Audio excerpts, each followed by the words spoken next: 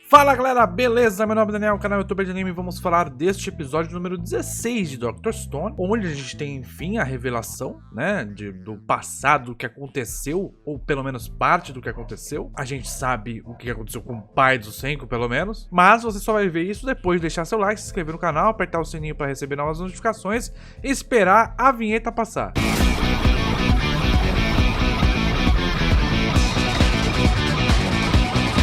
Bom, galera, dá pra dividir esse episódio em 3 partes, 3 ou 4, né? A descoberta do Senku com relação à situação do vilarejo, né? Que o vilarejo foi feito através do pai dele e das pessoas que ficaram no espaço. A gente tá descobrindo agora um pouco mais do que aconteceu da história, que é basicamente a Ruri contando isso pro Senku, né? A gente tem a parte em que mostra como o pai dele chegou lá no espaço, convivência, mostrando como é a personalidade dos personagens ali, pra gente se importar um pouco com eles, entender o que desses personagens acabou sendo construído também no vilarejo, como dessas personalidades, o que essas personalidades foram passadas de geração em geração. Então a gente conhecendo esses 6 principais, dá uma base do que a gente pode esperar dos relacionamentos desse vilarejo também, né? Esse começo, ele serve para estabelecer comportamentos, estabelecer a relação do pai do Senku com o Senku, de fato, porque a gente só tinha uma prévia.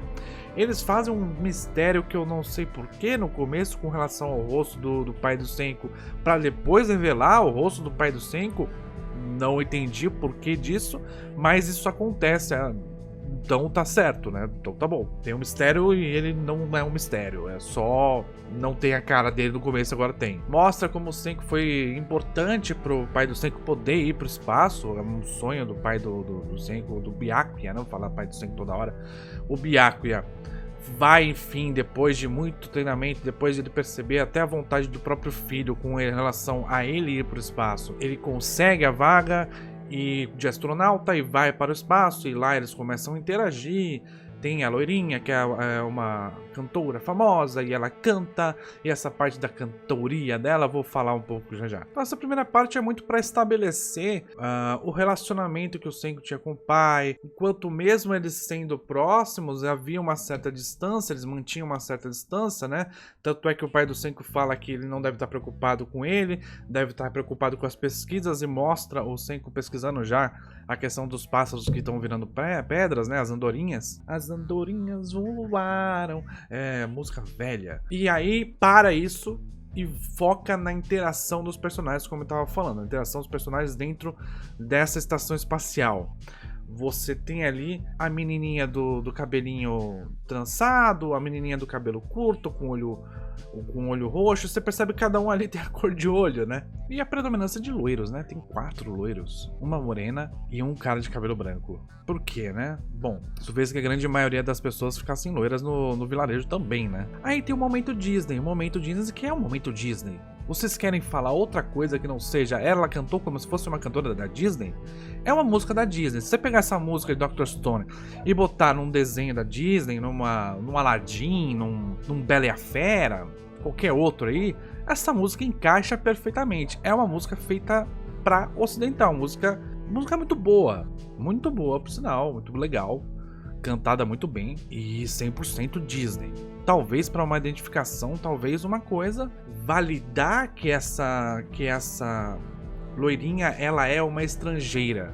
Então você faz ela 100% estrangeira. A música Disney é para você colocar mesmo que ela não é japonesa, ela é norte-americana. No final do episódio, né, depois de eles interagirem mais um pouco, a gente tem um conhecimento um pouco maior sobre os personagens, inclusive o loirinho que come lamen e depois vê o que está acontecendo na Terra, e a partir desse momento começa a ficar a tensão de fato, né? A tensão do que eles passaram no momento que todo mundo foi petrificado. E eu achei bem interessante como eles fizeram esse final do episódio. Eles colocam várias situações lógicas de preocupação que as pessoas tiveram depois daquilo que elas viram, o mundo todo ficando verde, meio que explodindo na cara deles. Eles vão se preocupar que eles vão ver. Bom, a primeira coisa que a gente vai ver, redes sociais, vão ver o Twitter. Todo mundo parou de postar na mesma hora. Já começa a se preocupar. Pô, será que foi um ataque nuclear? Uma guerra nuclear? Será que alguma coisa morreu todo mundo? Aí o cara percebe que tem a internet ainda, que a internet ainda está rolando. Ele pensa em falar, bom, vamos ver as câmeras de vigilância, vamos ver se a gente consegue ver alguma câmera de algum lugar, pra ver se como estão as pessoas, né? E eles conseguem acessar de um estádio, o estádio tá todo petrificado. Isso é muito interessante, esse processo de raciocínio que eles chegaram, que é, vamos primeiro no mais fácil, redes sociais, tá tudo parado. Vamos depois ver se a gente consegue ver pessoas, porque depois dessa explosão aí, alguma coisa aconteceu. A gente pode... Será que existe alguma câmera funcionando? Se a internet está funcionando, é porque a tecnologia está funcionando. Então provavelmente deve ter uma câmera. Aí eles vão numa câmera de um estádio de futebol. Não é uma câmera de uma rua que eles tinham que fazer um hack para fazer alguma coisa.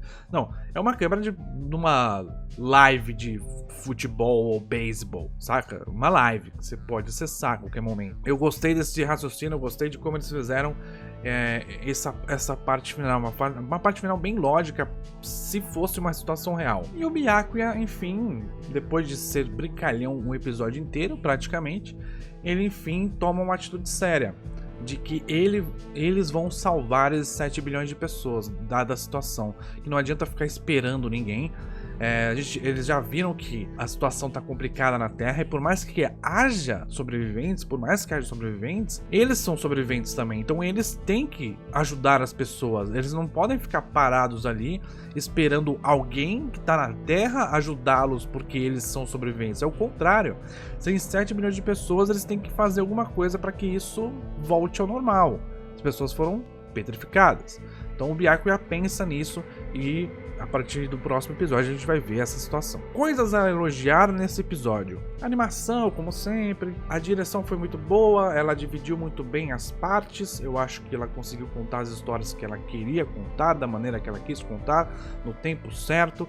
Ela faz a apresentação da situação, climatiza a situação, coloca os personagens e as personalidades dos personagens pra gente conhecer, as relações entre os personagens pra gente conhecer, estabelece esse clima de descontração na estação espacial, coloca a personagem norte-americana como norte-americana, ou seja, estabelece de fato ela como uma estrangeira mesmo, do jeito que o japonês enxerga estrangeiro. Termina isso, vem a problemática é racionalizada de uma maneira completamente crível, por mais que a situação seja inacreditável, mas a problemática ela é racionalizada como crível, e aí termina o episódio com o que eles vão fazer agora com esse problema. É um ótimo clímax, é um ótimo gancho pro próximo episódio. Então é isso, galera, muito obrigado, espero que vocês tenham gostado. Deixe seu like, se inscreve no canal, aperte o sininho para receber novas notificações, baixa o PicPay, coloca o meu código lá, que você vai estar ganhando 10 conto para gastar no cartão de crédito. E também você pode se inscrever no canal, você pode ser um assinante do canal e contribuir com o crescimento deste canal maravilhoso, que é o meu canal, o canal YouTuber de Anime. Galera, é isso, muito obrigado, valeu, falou!